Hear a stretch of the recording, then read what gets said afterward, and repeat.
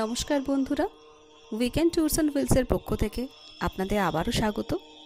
আজকে চলে এসেছি সাবিত্রী মন্দিরে, ঝাড়গ্রামে অবস্থিত। এই সাবিত্রী মন্দির ঝাড়গ্রাম রাজপরিবারের পবিত্র মাতৃমন্দির।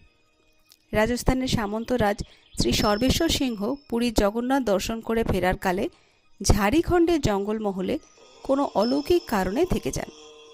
তৎকালীন মাল রাজাকে পরাজিত করে মল্লদেব উপাধি নেন। পরে স্বপ্নাদিষ্ট হয়ে প্রস্তর নির্মিত দেবী মন্দিরটি স্থাপন করেন। মন্দিরটির পশ্চাতে বৃহৎ পুষ্করিণী খননকালে অনেক পুরাতাত্ত্বিক নিদর্শন মেলে।